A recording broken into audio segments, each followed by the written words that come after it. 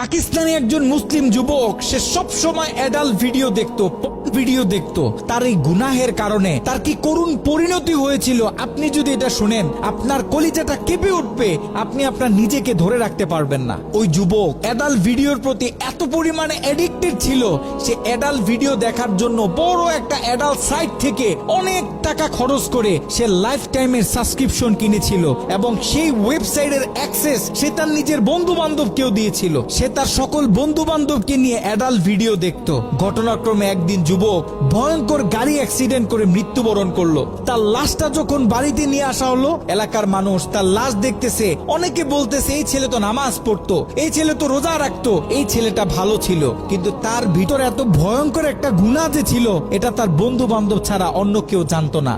সকলে মিলে তাকে দাফন করে যখন বাড়িতে চলে আসলো, ওই ছেলের মা গভীর রাত্রে মোনাজাতে আল্লাহর কাছে দোয়া করতেছিল, আল্লাহ আমার ছেলে যদি কোনো ভুল করে থাকে তুমি আমার ছেলেকে ক্ষমা করে দাও, আমার ছেলের কোনো গুনাহের কারণে তুমি তাকে জাহান্নামে দিও না, তার কবরটাকে জান্নাতের টুকরা বানায় দাও। দোয়া করতে করতে মা এক পর্যায়ে ঘুমিয়ে পড়লো।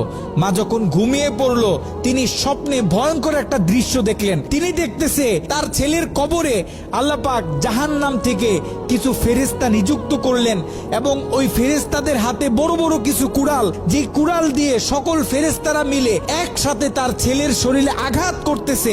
যদি তার ছেলের হাতে আঘাত করে তাহলে হাতটা কেটে দূরে গিয়ে পড়তেছে, যদি পায়ে আঘাত করে তাহলে পাটা কেটে দূরে গিয়ে পড়তেছে। তার ছেলে ভয়ঙ্কর ভাবে চিৎকার দিতেছে। ছেলের ভয়ঙ্কর চিৎকার শুনে মায়ের ঘুম ভেঙে গেল।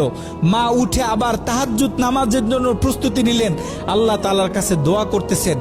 দ্বিতীয় দিন গভীর রাতে যখন মা ঘুমিয়ে পড়লেন, তিনি দ্বিতীয় দিন আরো ভয়ঙ্কর চিত্র দেখলেন, যেখানে প্রথম দিন 8 থেকে 10 জন ফেরেশতা দিয়ে আল্লাহ পাক তার ছেলের উপর আযাব দিতেছিলেন, সেখানে দ্বিতীয় দিন 30 থেকে 40 জন জাহান্নামী ফেরেশতারা তার ছেলের উপর আযাব দিতেছিল। তার মা আরো ভয় পেয়ে গেল। তৃতীয় দিন গভীর রাতে ওই ছেলের মা যখন আবার ঘুমিয়ে পড়লো, তৃতীয় দিন তিনি খেয়াল করলেন 50 থেকে 60 জন জাহান্নামী ফেরেশতারা তার ছেলের উপর আযাব দিতেছে, তার ছেলের উপর আক্রমণ করতেছে। তার ছেলে ভয়ঙ্কর ভাবে চিৎকার দিতেছে। দিন যত বাড়তেছে আল্লাহ পাক জাহান্নাম থেকে তত বেশি ফেরেশতা তার ছেলের উপর নিযুক্ত করতেছে। মা ভয় পেয়ে গেলেন, মা ভেঙে পড়লেন। ওই ছেলের মা ছেলের বন্ধুদেরকে একদিন ডাক দিলেন, ডাক দিয়ে বলতেছে, দেখো আমি আমার ছেলের উপর দিয়ে এই ভয়ঙ্কর স্বপ্ন দেখতেছি, তোমরা যাও কোন আলেমের কাছে জিজ্ঞাসা করো যে কেন আমার ছেলের সাথে এমন হচ্ছে। ওই ছেলের বন্ধুরা মিলে পাশের বড় একটা মাদ্রাসায় চলে গেল। ওই মাদ্রাসায় ছিল একজন শাইখুল হাদিস। তার কাছে গিয়ে যখন পুরো স্বপ্নটা ব্যাখ্যা করা হলো, শাইখুল হাদিস স্বপ্নটা শুনে তিনি থরথর করে কাঁপতেছিলেন। শাইখুল হাদিস ওই ছেলের বন্ধুদেরকে জিজ্ঞাসা করতেছে, তোমাদের বন্ধু দুনিয়াতে থাকা অবস্থায় এমন কি কোনো গুনাহ করত যেই গুনাহ তার মৃত্যুর পরে এখন অন্য মানুষ করতেছে? তখন ওই ছেলের বন্ধুগুলো মাথাটা নিচের দিকে আসামির মতো দিয়ে চোখের পানি ছেড়ে বলতেছে, হ্যাঁ আমাদের বন্ধু এমন একটা গুনাহ করত যেই গুনাহটা সে পৃথিবী থেকে চলে যাওয়ার পরেও এখন আমরা করতেছি, আমাদের থেকে অন্য মানুষেরা করতেছে, তাদের থেকে অন্য মানুষেরা করতেছে।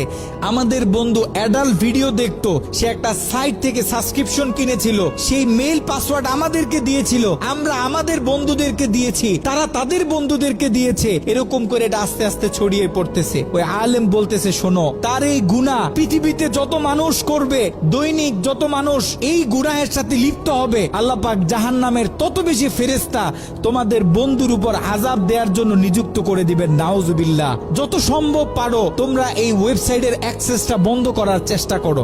ওই ছেলের বন্ধুরা অনেক কষ্ট করে সেই অ্যাডাল্ট সাইটের এডমিনদের সাথে যোগাযোগ করতে সক্ষম হয়। তারা সেই এডমিনদেরকে জানায়, এই অ্যাকাউন্টের যে মালিক সে গত কয়েকদিন আগে মারা গেছে, আমরা চাই এই অ্যাকাউন্টটা চিরদিনের জন্য বন্ধ করে দেয়া হোক। কিন্তু সেই এডমিন প্যানেল থেকে সেই ছেলের বন্ধুদেরকে জানানো হলো যে এটা কশ্চিন কালেও সম্ভব না, কারণ আমাদের থেকে যারা লাইফ টাইম সাবস্ক্রিপশন নেয় তারা হচ্ছে আমাদের প্রিমিয়াম কাস্টমার। আমরা তাদেরকে হাই সিকিউরিটি দিয়ে থাকি। তারা যখন আমাদের থেকে কোনো প্যাকেজ নেয়, আমাদের থেকে কোনো অ্যাকাউন্ট নেয়, আমরা তখন তাদেরকে মেইল দিই, পাসওয়ার্ড দিই এবং আমরা তাদের হাতের ফিঙ্গার নিয়ে থাকি। আপনারা হয়তোবা তার অ্যাকাউন্টের মেইল পাসওয়ার্ড দিতে পারবেন, কিন্তু তার হাতের ফিঙ্গার তো আর আপনারা দিতে পারবেন না। তার হাতের ফিঙ্গার যদি ম্যাচ না করে তাহলে আমরা এই অ্যাকাউন্ট অফ করতে পারবো না। নাউজুবিল্লাহ।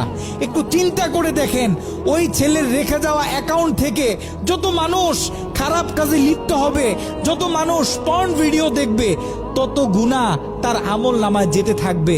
একটু ঠান্ডা মাথায় চিন্তা করেন, আপনি আর আমি আমাদের সোশ্যাল মিডিয়া অ্যাকাউন্টগুলো কিভাবে ব্যবহার করতেছি। আমরা তো আমাদের ফেসবুকে কত ছবি শেয়ার করি, কত মুভি ক্লিপ শেয়ার করে থাকি, কত গান বাজনা শেয়ার করি। আপনার আমার মৃত্যুর পরে এগুলো তো আর কেউ কাটতে পারবে না। যত লক্ষ মানুষ আপনার আমার মৃত্যুর পরে ভিডিও দেখবে, আপনার আমার অ্যাকাউন্টে রেখে যাওয়া ভিডিও যত মানুষ দেখবে, আপনার আমার কবরে তত কঠিন কঠিন আযাব দেয়া হবে। আপনি আর আমি জীবিত থাকা অবস্থায় যদি আমাদের ফেসবুক অ্যাকাউন্টে ইসলামিক ভিডিও শেয়ার করি, একটা কোরআনের তেলাওয়াত শেয়ার করি, একটা হাদিস শেয়ার করি, ইসলামিক কোনো ডকুমেন্টারি শেয়ার করি, তাহলে আপনার আমার মৃত্যুর পরে এই অ্যাকাউন্ট থেকে যত মানুষ এই ভিডিওগুলো দেখবে, আমরা কবর থেকে তত বেশি সওয়াব পাইতে থাকবো। এ কারণে আমরা পৃথিবীতে থাকতে যত কাজ করব, সব কাজ যেন আমরা চিন্তা ভাবনা করে তারপরে করি।